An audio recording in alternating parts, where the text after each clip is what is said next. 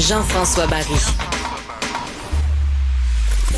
Entendez aujourd'hui les sujets de demain.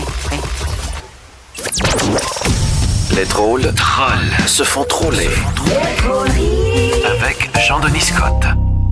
Oh, on retrouve Jean-Denis. J'ai eu peur avec la méga panne. J'ai tout d'un coup que Jean-Denis n'est pas capable de se brancher et que ça affecte les trolleries d'aujourd'hui.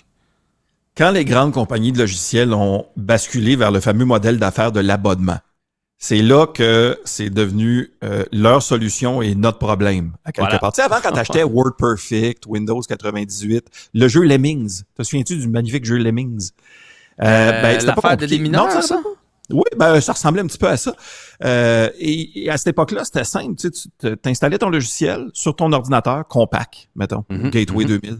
Ouais. Et il était à toi, il t'appartenait. C'était à toi de t'assurer que ton ordi fonctionne bien, que tu avais un backup, que tu n'installais pas tes disquettes sur un haut-parleur parce qu'il y avait l'aimant à l'intérieur qui pouvait l'effacer. Ouais. Aujourd'hui, nos logiciels, un petit peu rendus extraterrestres, parce que comme E.T., téléphone maison toujours pour essayer de se brancher sur le nuage et authentifier et tout ça. Et je me disais qu'un jour, ça causerait un problème. Ce jour était ce matin. Ouais. Est-ce que ça a déréglé des choses à Cube, d'ailleurs, dans la diffusion? Ce matin, il y a des médias qui en ont arraché. Moi, j'étais pas là ce matin. La gang en régie, pas plus que d'habitude, bon, on me dit. On s'en tire mieux que Radio-Canada. Voilà. Il y a vraiment de la programmation de plusieurs stations de radio qui a été affectée. Et la planète entière, à quelque part, a vécu des gros problèmes divers liés au service Microsoft. D'ailleurs, même dans le ciel ce matin, il y avait le lettrage du Blue Screen of Death. C'était de toute beauté dans le ciel bleu. Selon l'entreprise, c'est une mise à jour de l'antivirus CrowdStrike qui a causé ces problèmes-là. Là, ça va donner des raisons à tous ceux qui, pendant la pandémie, disaient que la solution au virus créait plus de problèmes que le virus lui-même. Voilà. C'est exactement ça qui est arrivé. Résultat, ce matin, Microsoft est devenu la deuxième plus grosse affaire neutralisée par une histoire de virus après Joe Biden. Et là, ça a eu des impacts partout. Par exemple, à Montréal-Trudeau, tout est en panne ce matin. Ça a été très difficile. Sur les écrans, on pouvait d'ailleurs lire « Yule is the new REM ». Fait qu'il y avait ça. Un peu partout dans le monde, on parle de 3, 4, 5 heures de retard pour des avions un peu partout. Le pire retard, tu sais, c'était lequel? Non. 24 ans de retard pour le bug de l'an 2000. C'était finalement ça, le bug de l'an 2000. C'était à matin, tu vois? Juste 24 ans de retard.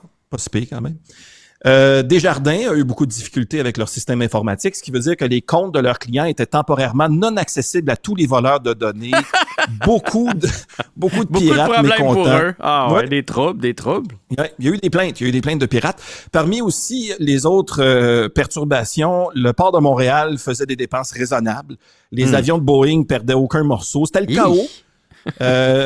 En plus que ça fait 3 semaines qu'on essaye de rebooter Joe Biden, mais plus trop d'espoir avec sa face de page 404. Là. C'est tough. Au début, son entourage de Joe Biden voulait faire Ctrl-Alt-Delete. Là, c'est plus Delete. Ouais, juste Delete. Juste Delete. Juste Delete. Ça, c'est l'autre grosse nouvelle, évidemment, des 48 dernières heures. Joe Biden qui est atteint de la COVID. Curieusement, c'est même pas pour ça qu'aucun démocrate veut être vu à moins de 2 mètres de lui, mais bon, il est malade, il a la COVID. Les médecins rappellent... Oui, ça, c'est le prochain élément.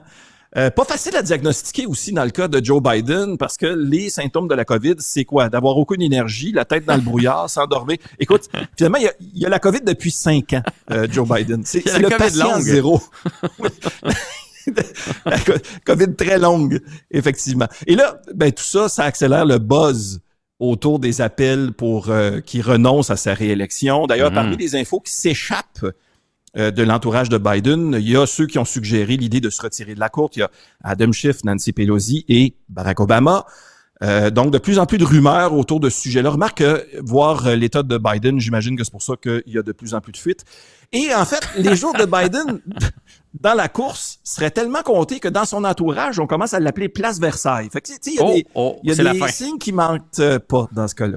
Chez les Républicains, maintenant, la Convention nationale se poursuit. Et écoute, parmi ceux qui ont pris la parole, le lutteur Hulk Hogan est venu... Il a déchiré son gilet, là. Oh. Écoute, je veux dire, il y en a un qui déchire son oreille, l'autre il déchire... Écoute, puis ils ont du culot à quelque part, les Républicains, accuser les nouvelles d'être fake, mais inviter quelqu'un qui a passé sa carrière à faire des faux combats à prendre le micro. Il faut le faire. C'était spécial de voir aussi Hulk Hogan et Trump hier soir dans la même émission. Écoute, il y avait tellement de peau orange à la TV que je pensais que je regardais une nouvelle saison de l'Île de l'amour. C'était orange pas mal. C'était les Simpsons, dans le fond. C'est ça, je suis allé essayer de changer la teinte sur mon écran, mais il n'y avait pas de problème. Chez nous, maintenant, dans l'actualité, il y a la ville de Belleuil qui vient d'ouvrir une piscine municipale dans les eaux vives de la rivière Richelieu. C'est une première au Québec. À ceux qui se demandent si l'eau est propre, oui, parce que la mairesse de Paris s'est pas baignée dedans. Alors, elle, on sait qu'elle veut juste de l'eau style la Seine. Ça, j'en avais pas encore parlé, mais on rappelle que la mairesse de Paris est allée se baigner dans la Seine pour montrer que l'eau, contrairement à ce qu'on avait rapporté dans les semaines précédentes, l'eau dans laquelle il y aura certaines compétitions olympiques est pas si mal, selon elle. Moi, je l'aurais pas fait. Je sais pas si toi, tu serais allé te baigner dans cette eau remplie de coliformes, mais tu sais, quand c'est à Rivière qu'il faut que tu fasses passer un test d'urine avant les compétitions, là, on est ailleurs. Mais elle avait une espèce de wetsuit aussi, hein? Oui, c'est ça. Un pipi-suit. On dirait qu'elle s'est protégée quand même un peu. Enfin.